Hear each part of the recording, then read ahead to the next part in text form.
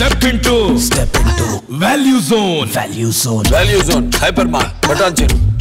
ఆర్మూర్ నుంచి గెలిచిన BJP MLA Rakesh Reddy గారు ప్రస్తుతం మనతో పాటు జూమ్ కాల్లో ఉన్నారు. ఒకసారి ఆయనతో మాట్లాడదాం. ఆయనకి ఏదో థ్రెట్ ఉందని చెప్తున్నారు. దాని మీద ఆయన ఎస్పీకి కూడా కంప్లైంట్ చేస్తున్నారు. విదేశాల నుంచి ఆయన్ని చంపుతామని చెప్పి బెదిరింపు కాల్స్ వస్తున్నాయని చెప్తున్నారు. ఎవరు అంతగా ఆయన్ని బెదిరిస్తోంది? ఇప్పుడు ఒకసారి ఆయనతోనే మాట్లాడే అన్ని వివరాలు తీసుకుందాం. నమస్తే అండి రాకేష్ రెడ్డి గారు. నమస్తే. నమస్తే. ఎలా ఉన్నారు? బాగున్నాను. మీరు ఇంటర్వ్యూ చేసినప్పటి నుంచి మీ ఆశీస్సులు మా సపోర్ట్ ఎప్పుడు ఉంటుంది. నీతిగా నిజాయితీగా ఉండే వాళ్ళకి ఎప్పుడు సపోర్ట్ ఉంటుంది సుమన్ టీవీ నుంచి. నేను చూసానండి, మీరు ఎస్పీ గారికి కూడా కంప్లైంట్ చేశారు ఈ మధ్యలో. చాలా మంది మిమ్మల్ని బెదిరిస్తున్నారని, ముఖ్యంగా విదేశాల నుంచి బెదిరింపు కాల్స్ వస్తున్నాయి అని చెప్పేసి. ఎవరు అంతగా మిమ్మల్ని బెదిరిస్తోంది? ఎందుకంటే నేను మొన్న 2 రోజుల నాడు, లాస్ట్ వీక్ అనుకుంటా మేబీ, నేను ఒక ఇంటర్వ్యూ చేశాను. ఎవరిని? మన వెంకటరమణారెడ్డి గారిని. కామారెడ్డి ఎమ్మెల్యేగా గెలిచినటువంటి మీ బీజేపీ ఎమ్మెల్యేనే. ఆయన ఇంటర్వ్యూ చేశాను. ఆయన ఇంటర్వ్యూలో కూడా నేను అడిగాను, ఎవరైనా బెదిరిస్తున్నారా అంటే, ఎందుకంటే ఇద్దరు మాజీ తాజా ముఖ్యమంత్రులను ఓడించినటువంటి ఘనత ఆయన సొంతం కాబట్టి ఎవరైనా బెదిరిస్తున్నారా ఏంటి అని ఆయన అడిగితే, అట్లాంటిది ఏం లేదండి, నాకెవరు బెదిరింపులు ఏమి లేవు, బెదిరింపు కాల్స్ కూడా ఏమి లేవని చెప్పారు. ఆయనకే బెదిరింపులు లేకపోతే మీరు మామూలు ఎమ్మెల్యే మీద గెలిచినటువంటి వ్యక్తి, మరి మీకెందుకు అంతగానో బెదిరింపులు ఉన్నాయి? ఎవరు మిమ్మల్ని బెదిరిస్తున్నారు? అసలు నాకు అర్థం కావట్లేదు. వెంకటరమణారెడ్డి గారి స్టేడియం వేరండి, గ్రౌండ్ వేరు. నా గ్రౌండ్ ఆఫ్ఘనిస్తాన్ లో ఉంది, ఆయన గ్రౌండ్ ఏమో ఊటీలో ఉంది చల్లగా. ఓకే. ఇక్కడ అల్ ఖైదా నేరేయటము, ఇవన్నీ తాలిబాన్ నేరేయటం అనేది ఆఫ్ఘనిస్తాన్ గ్రౌండ్ లో ఉంటుంది. అది సేమ్ ఆర్మూర్ గ్రౌండ్ అన్నట్టు. అక్రమార్కులని, అరాచకాలు చేసిన వాళ్ళని ఏరేయడానికి ధర్మయుద్ధం మొదలు పెట్టాను. ఓకే. రాకేష్ రెడ్డికి వ్యక్తిగత ఎజెండా ఏమి లేదు. నేను వచ్చిన తర్వాతనే చట్టం తన పని తను చేసుకుపోతుంది. చట్టం ఎలా పనిచేస్తుందంటే, ఇప్పుడు నేను 45 కోట్లు రికవరీకి ఇచ్చారు. మరి ఇన్ని రోజులు ఏమైంది చట్టం? అంటే నిరుపమ గారికి సుమన్ టీవీకి ఒక చట్టము, మాజీ ఎమ్మెల్యే ఆచన గారి జీవన్ రెడ్డికి ఒక చుట్టము, కవితమ్మ తమ్ముడికి ఒక చట్టము, కేటీఆర్ తమ్ముడికి ఒక చట్టము, కేసీఆర్ గారి దత్తపుత్రుడికి ఒక చట్టం. ఏంది తెలంగాణలో? అంటే భారత రాజ్యాంగం పనిచేయట్లేదా? అది పనిచేస్తుంది. అది అంబేద్కర్ గారు రాసిన అమృతాస్తాలతో రాసిన భారత రాజ్యాంగాన్ని బ్రహ్మాండంగా అమల్లో పెట్టారు. అది ఇప్పుడు ఒకటే చెప్తున్నాను, 2017లో కబ్జా చేసిన ఆర్టీసీ ఓకే లోన్ తీసుకొని ఇప్పటి వరకు 6 సంవత్సరాల నుంచి కట్టకపోవడం.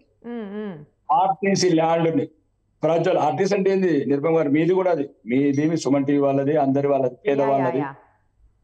దాన్ని లీజుకి తీసుకొని అడ్డంగా ₹1 అద్దె చెల్లించకుండా 9 కోట్లు పెండింగ్. 45 కోట్లు దాని బిల్డింగ్ కట్టిన కాస్ట్ 45 కోట్లు. ఇంతవరకు రూపాయి సింగిల్ రూపీ కూడా పే చేయాలి. Single okay. పవర్ బిల్ 2,70,50,000, సుమారు 2,50,00,000 మీద.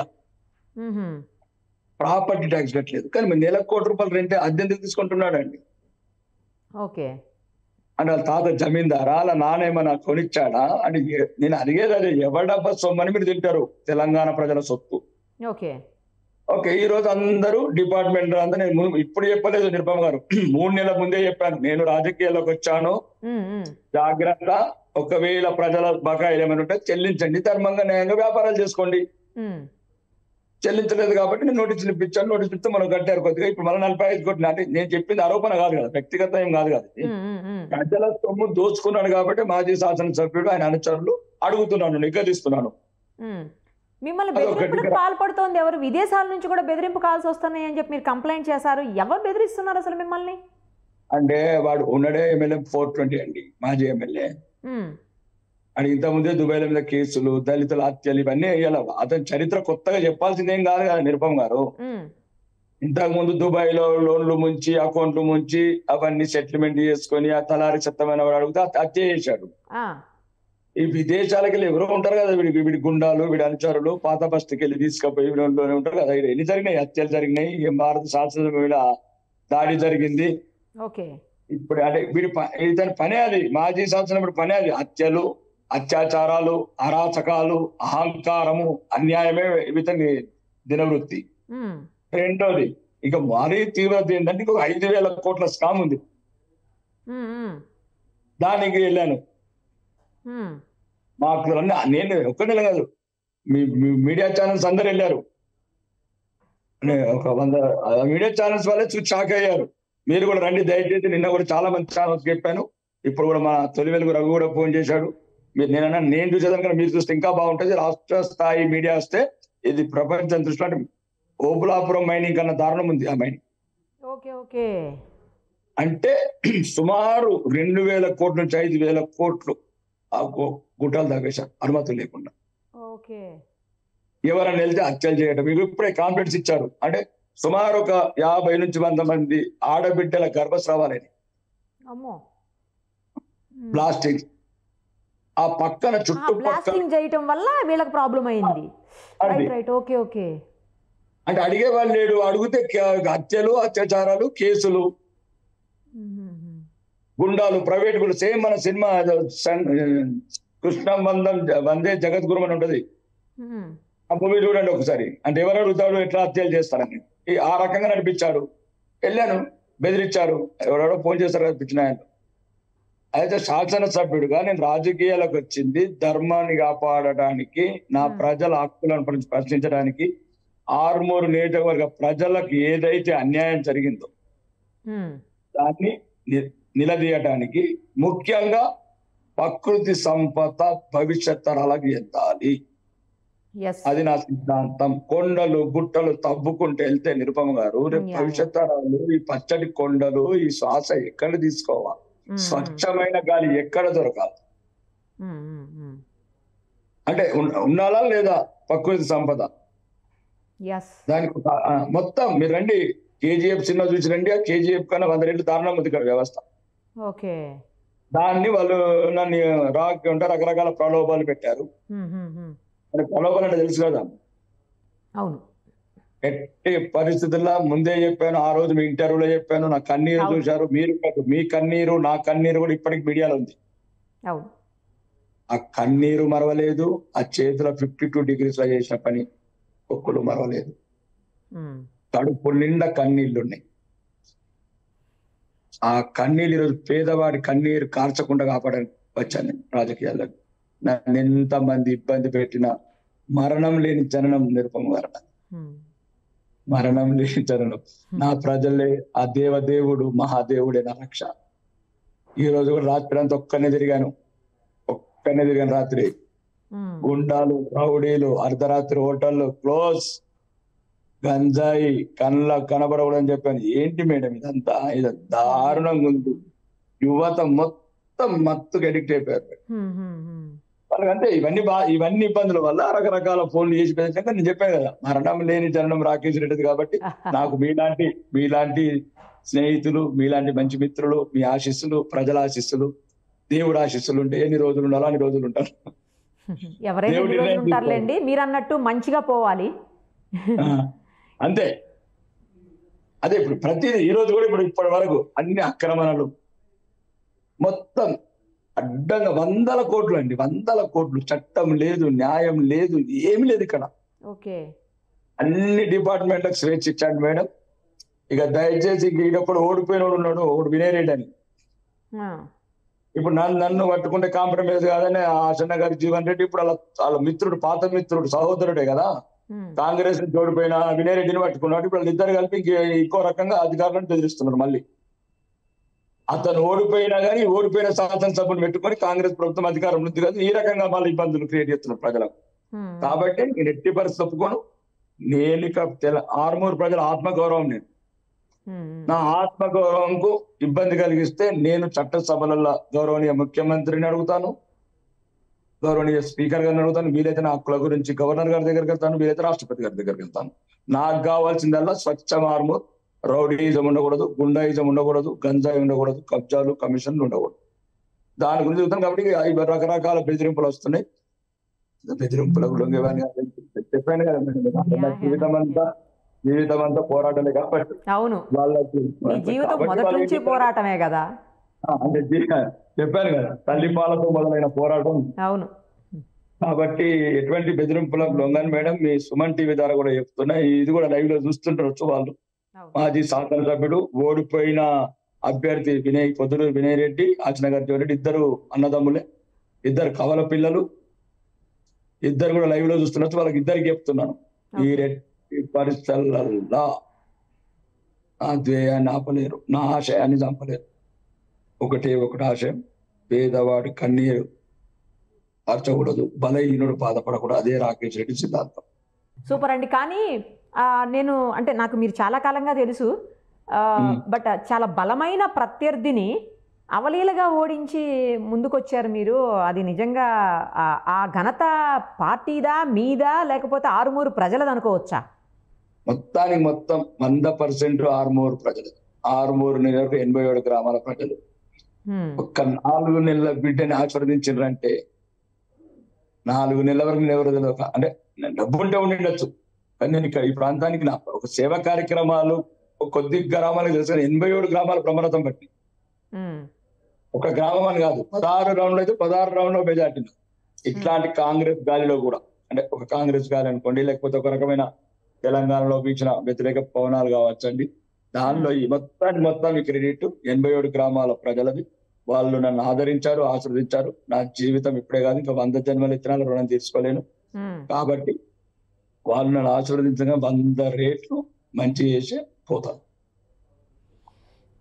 మీకు అదే తెలుసు కదా, ఎందుకంటే 1 రూపీ హాస్పిటల్ పెట్టి మీరు 1 రూపాయికే ట్రీట్మెంట్ ఇచ్చి ఎంతో మంది జీవితాలను కాపాడుతున్నటువంటి వ్యక్తి. నేను గత కొన్నేళ్లుగా చూస్తూ ఉన్నాను మీ సర్వీస్ అంతా కూడాను. సో మీరు ఎప్పుడు పేదల పక్షపాతే కదా. అంటే ఒకటే నిర్భం గారు, ఇప్పుడు మనం సంపాదించటం చాలా మందికి నచ్చింది, చాలా మందికి మింగుడు పడట్లేదు.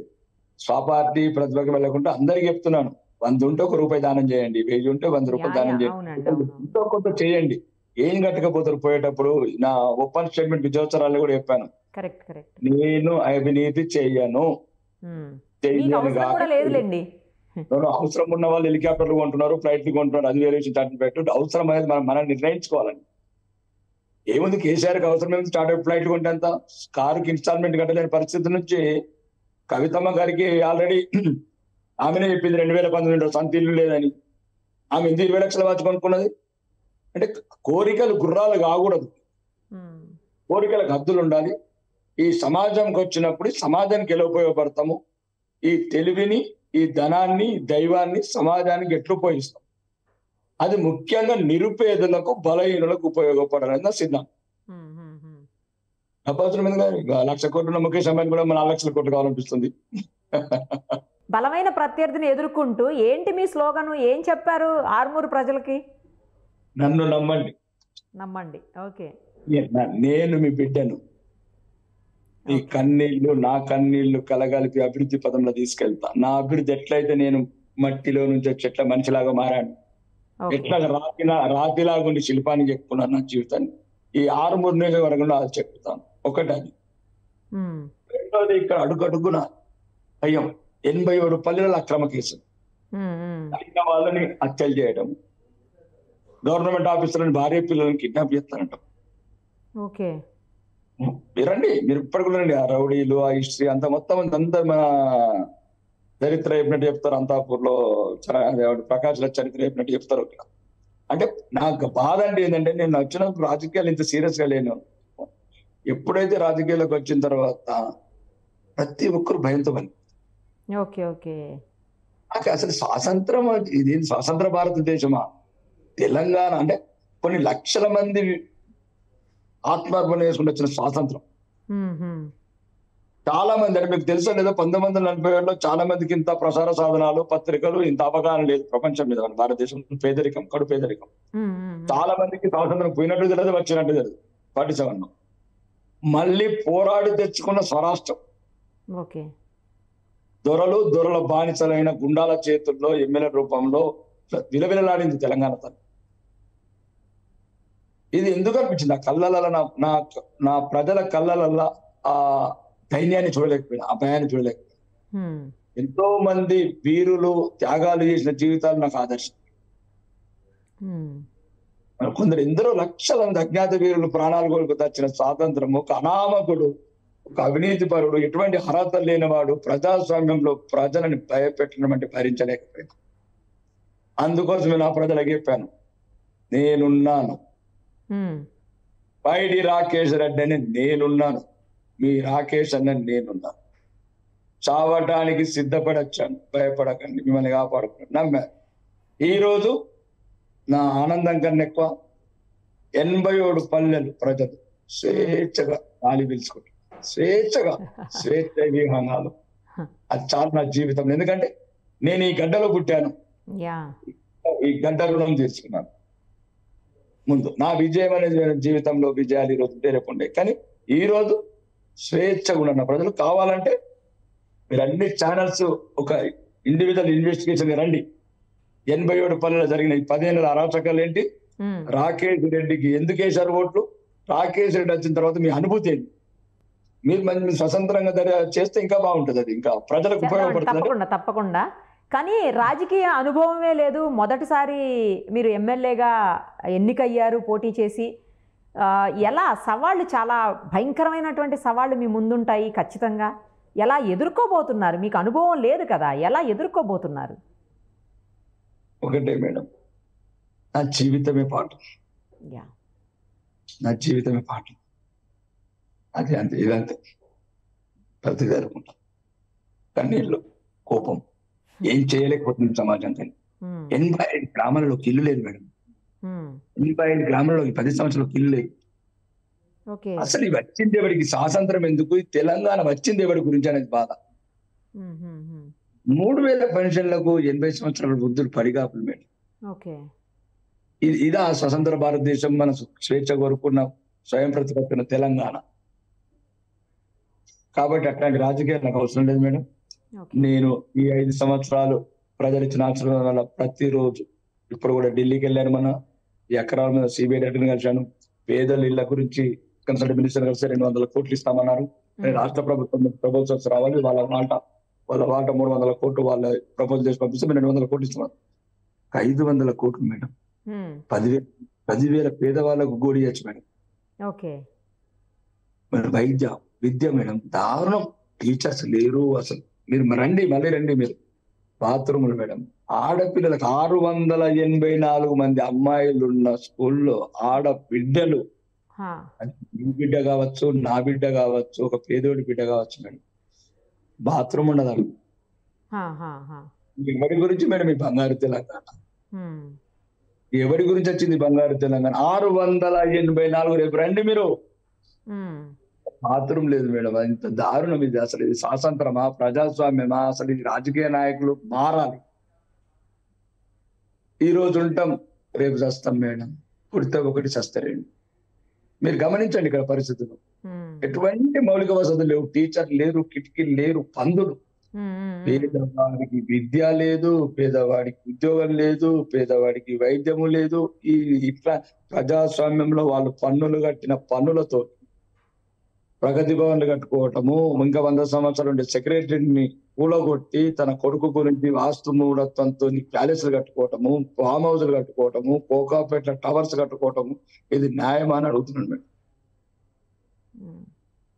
ఈ సమాజం నుంచి వచ్చాను కాబట్టి, ఎన్నో రకరకాల ఇబ్బందులు పడి జీవితంలో ఎదిగాను కాబట్టి, ఆ బాధ దుఃఖం మీద చేయాలని చేస్తాను. మీ అందరి విషయస్తోని, ప్రజలందరి అభిమానంతో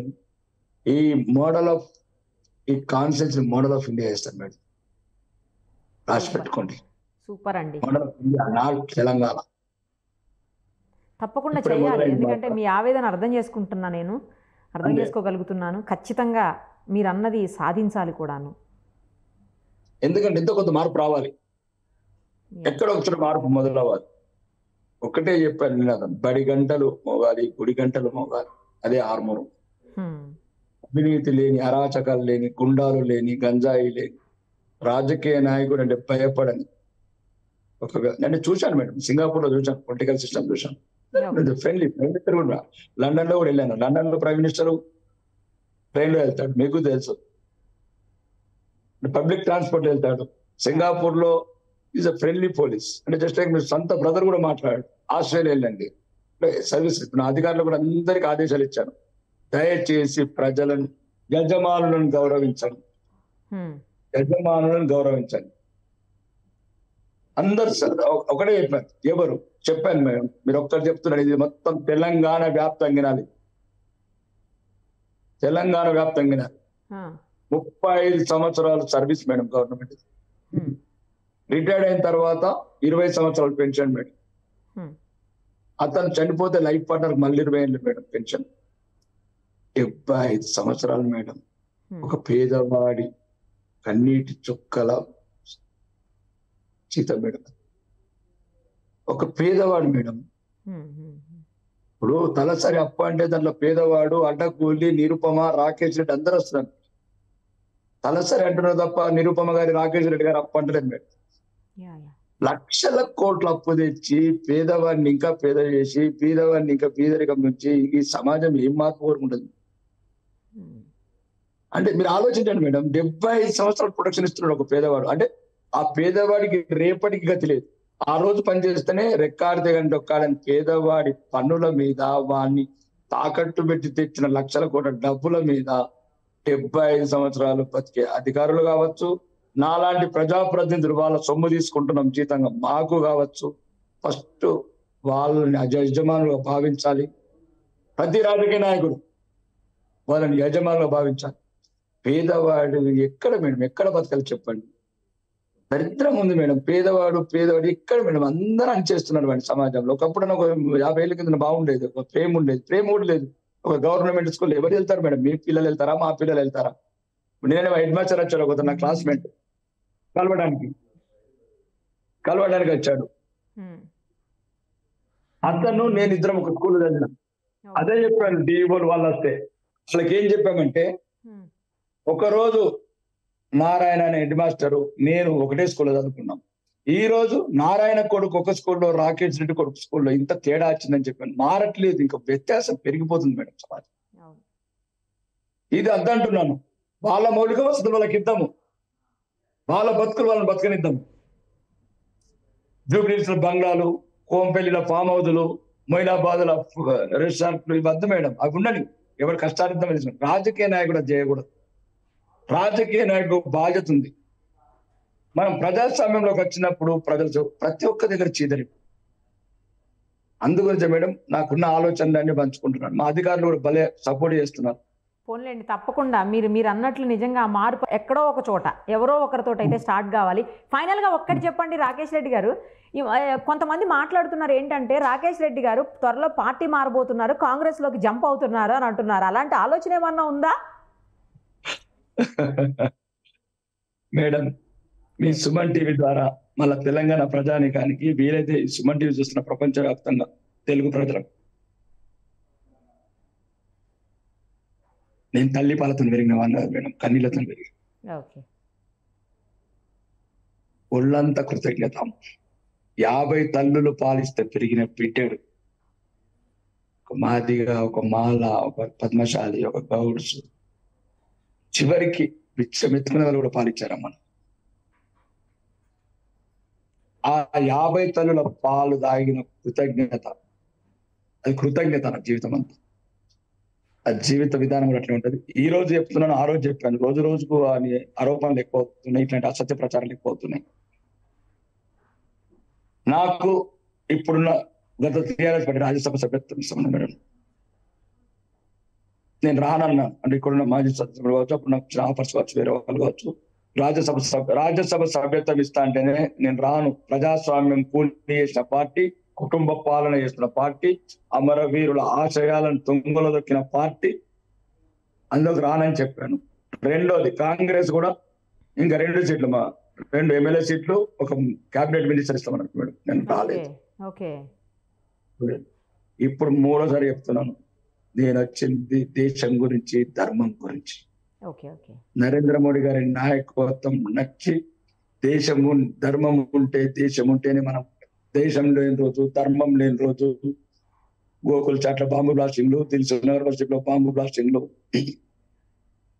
గోకుల్ చాట్ అండ్ ఇంకోటి లుంబిని పార్క్, మీరు హైదరాబాద్ ఉంటే మీకు అన్ని తెలిసేటి బాంబులు. ఈ రోజు భద్రత గల భారతదేశం ఈ రోజు ఉన్నారంటే భారతీయ జనతా పార్టీ.